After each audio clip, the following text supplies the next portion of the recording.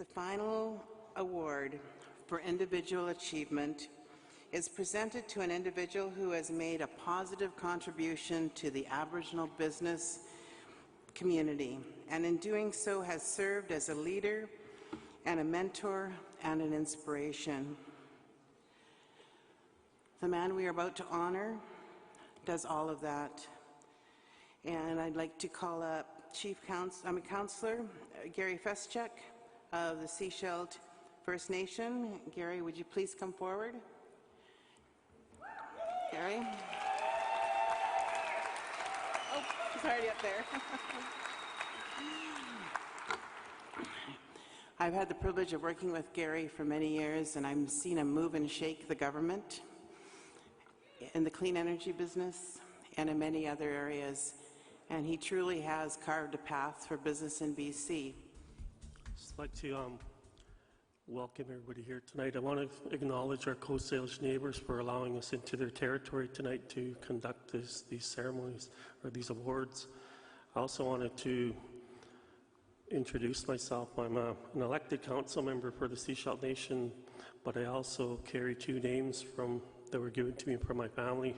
The first one is my great-grandfather's name, Augusta, and then last month I was given another name, my great-great-grandfather's name, which is Hachanak, and he's the hereditary chief, and our family bestowed that upon me last month.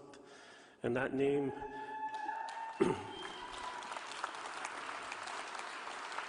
has been out for over 100 years, so I'm really honored and blessed to be able to carry that name.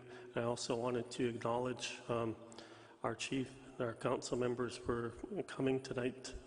I also want to acknowledge some of our managers who manage some of our departments who are here. And I also wanted to acknowledge my family who have come to actually celebrate tonight. To me, it's an honor to actually receive this award. It's an honor, it's a blessing. Because I really believe it's an honor and it's a privilege to be able to serve your community, and being able to do it for 25 years now. It's been a journey, and it's also been a lot of learning, and it's a learning curve. When I first came into council in 1990, I remember not too long after that, one of our elders took me aside and said, why are you keep talking about the problems? Why do you keep complaining?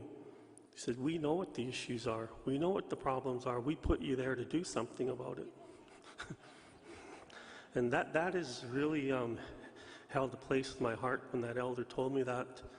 But I also wanted to acknowledge our leadership council and all of the leaders, our Aboriginal leaders who are here tonight, and our business leaders, because I really believe there's an opportunity here. When I seen the minister earlier tonight and I seen the deputy minister there, I really wanted to put my award on hold so we can negotiate with them.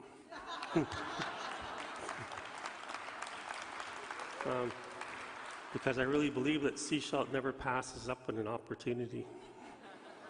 But I really believe that we have where we're going, and that's why I wanted to acknowledge our leaders, our leadership council, and the Aboriginal leaders, because I really believe that everybody has a strength.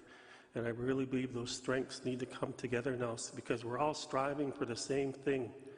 And as we move forward, I also wanted to acknowledge my relatives. I've seen my relative here up on the stage, Gina, and you do an amazing job for Squamish, and I think maybe it's time that we headhunt and bring you home now.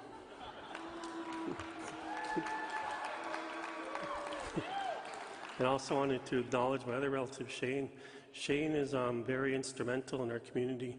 He's the one that's building longhouses that we're implementing in our territory now. We're just asserting our rights now, because I really believe that Chilcotin has paved, and that's why I wanted to acknowledge the Chilcotin tonight also, because they have changed the landscape for us.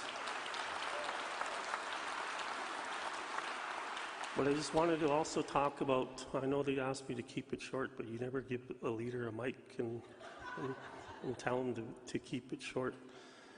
I just wanted to say that, there's a number of initiatives that we have going, and I'm really looking forward to how we do it together as First Nations leaders, because as we strive for the same independence, so we can become self-sustaining, self-sufficient, so that our community members, because that's the whole reason why we're here, is because of the people who put you here that you have to take care of. Those are the main reasons, and to me, there can't be any economic justice without social justice, which is why our nation has joined with Kamloops to fight the issue of the era. We want to put an end to that era of the residential school. To me, it was the saddest chapter in the history of First Nations people, and we need to put an end to that. And we all want those same wellnesses for our community. In order to do that, we have to start generating that wealth to bring that wellness back to our communities.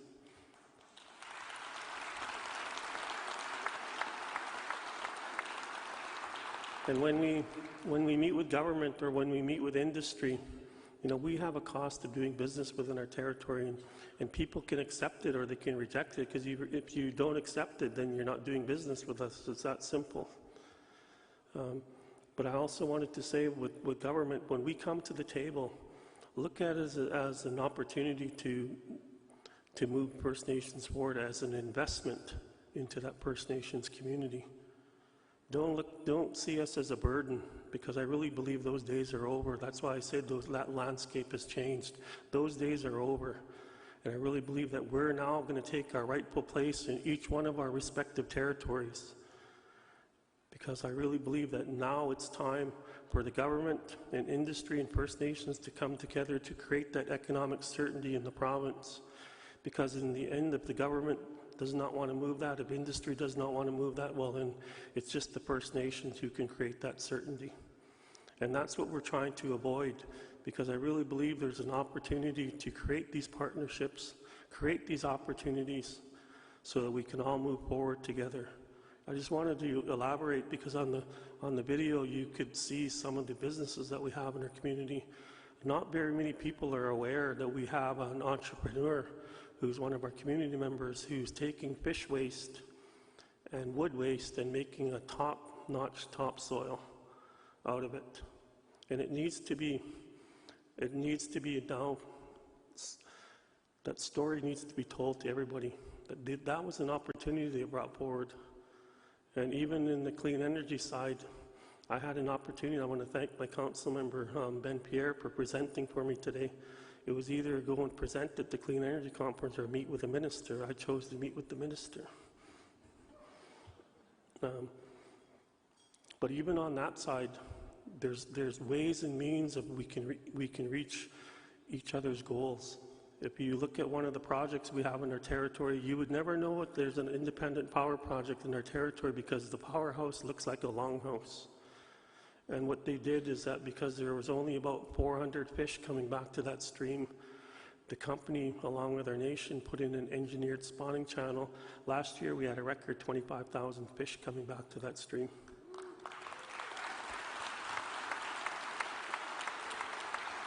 And I really believe that all these opportunities can be created if we start thinking outside the box. We have to start thinking outside the box and see First Nations as a way to everybody to reach their goals, because we're not going anywhere. And I'd rather sit down across the table and negotiate an agreement, whether it's with government or industry, but believe me, I love to fight too. So I just wanted to leave that with you, that I'm honored and privileged to receive this award. And I really want to thank my family. I want to thank my wife. You know, I've been in band council for 25 years now, and I don't want to, this isn't a reflection on her, but she just lets me do what I have to do to help our nation. This is only the second event that she's come to in 25 years with me, because she just rather, she'd rather just, but I also know the trick to get her to come to the events now too. I just have to bring my grandkids with me. I have 3 of my grandchildren here today, and this is the reason why each and every one of our leaders do this, so that they have an opportunity to be able to have a bright future, and even the unborn children. And I want to thank you for your time tonight. I really enjoyed the evening tonight, and I'm looking forward to getting back to work tomorrow, because I'm going to the Clean Energy to see how we can create those opportunities for First Nations.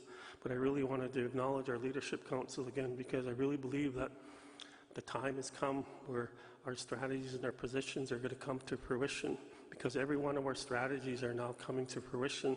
So to me, there's only a prosperous future for each and every one of us. Thank you.